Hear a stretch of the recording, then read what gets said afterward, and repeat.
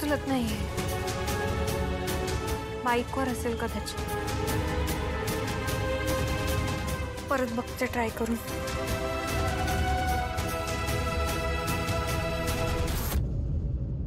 Wow, त्या कमळीची काही वाट लावली आपण. मस्त जिरवली आहे तिची आता.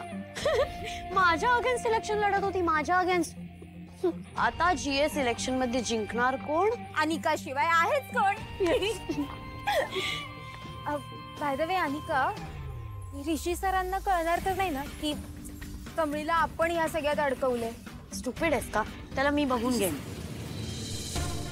रिश, तू आत्ता यावेळी इथे काय करतोय? पार्टी संपली. कधीच. प्राजक्ता कुठे आहे? पार्टी झाल्यावर सगळे घरी जातात तर ती पण घरी आली असेल ना. ती घरी पोहोचली नाहीये म्हणून मी इथे आलोय.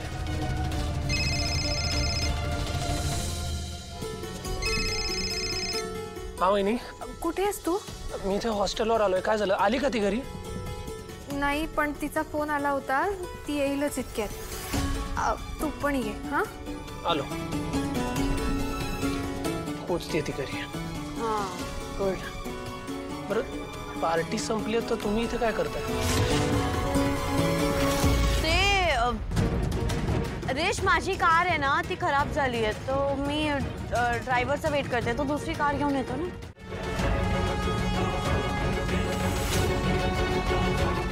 हा डबा तर मी कमळीला दिला होता, इथे कसं पडला?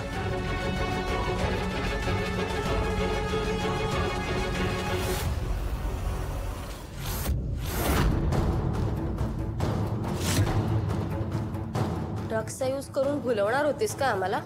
कशासाठी? वोटसाठी? एवढी चीप असशील वाटलं नव्हतं. आणि कमळे, आम्ही चांगल्या घरच्या मुली आहोत. या केसमध्ये पकडलं गेलं तर आमच्या आई वडिलांना काय वाटेल? ही मुलगी क्रिमिनल आहे आणि ही काय आपली जीएस होणार? लायकी आहे का तुझी? ए, गप्प बसा. तुमचा जामीन झालाय, आता तुम्ही घरी जाऊ शकता. आणि हो, आता सरळ घरी जायचंय. इकडे तिकडे कुठे दिसलात ना तर परत आत टाकायची पाळी येईल. चला. ए, तू कुठे चाललीस? तुझा जामीन नाही झालाय. अहो, पण मी काहीच केलेलं नाही सर.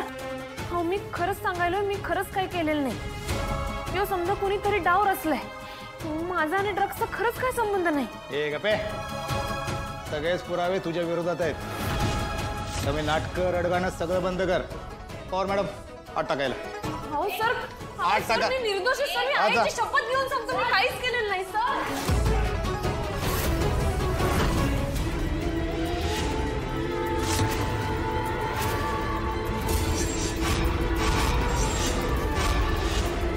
साहेब, हो साहेब, आमच्या कमीला सोडावं. तिनं काय नाही केलं. अवलय बोळे ती. हवी ड्रग्स असला आयुष्यात तिला काय जमणार नाही. होय साहेब, तिने असलं काय बी केलेलं नाही. विश्वास ठेवा आमच्यावर. अहो, आम्ही फक्त शिकायला आलो इकडं. आणि कमलीला तर शिकून लय मोठं व्हायचंय बघा. आता तर तिचं नाव लय मोठं होणार. हे करायला इथे आले ती. हा, तिने जो कारनामा केलाय ना ते पाहता तिचं शिक्षण, घर, ब्राईट फ्युचर असं काही होणार नाहीये. तिच्या खोलीत ड्रग्ज सापडलेत. ड्रग्ज. अरे मूर्खानो, ड्रग्ज म्हणजे काय कळतं का तुम्हाला? आणि जेव्हा तिला कळलं की ते पोलीस आलेत तेव्हा खिडकीतून पळून जाण्याचा प्रयत्न केला होता तिने. त्या पार्टीमध्ये मुलांच्या ड्रिंक्समध्ये, लाडूमध्ये ते ड्रग्ज तिने मिसळले होते. हो सर, काय बोलताय तुम्ही? असलं काय बी नाही. हो, आणि मी बी तिथंच होतो की. हो, आम्ही काही खिडकीतनं पळून जात नव्हतो. दरवाजा कोणीतरी बाहेरनं बंद केलता म्हणून आम्ही खिडकीतनं बाहेर आलतो. आणि प्राजक्त,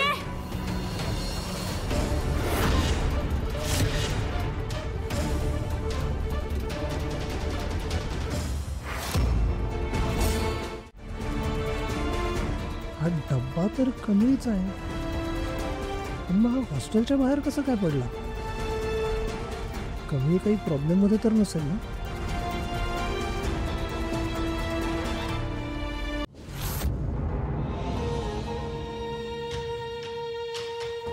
चरणनं प्राजूच्या बाबतीत जे काही करायचा प्रयत्न केला ते मी कधीच कुणासमोर येऊ देणार नाही. जर हे ऋषी सरासनी कळलं तर ते चरणला जिद्द सोडणार नाहीत.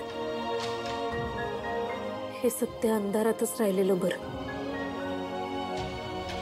कमळी, तू फक्त मुंबईला तुझं सपान घेऊन गेलेली नाहीस, तर गावातल्या तुझ्यासारख्या समध्या पोरींचं भविष्य बदलायला गेलीस. तू शिकून सवरून मोठी साहेब होऊन गावात परत आलीस तर गावासमोर एक आदर्श उभा राहील आणि समध्याच पोरीसने या आधी शिकवतील, ना की लग्नाच्या बेडीत अडकवत बसतील. म्हणून आता तुला कसली बी अडचण येऊ दे, नाहीतर आबाळ कोसळू दे, पण तू तुझं सपान पुरं केल्या बगर गावात पाय बी टाकायचा नाहीस. आबांची बी हीच इच्छा होती आणि माझी बी हीच इच्छा आहे.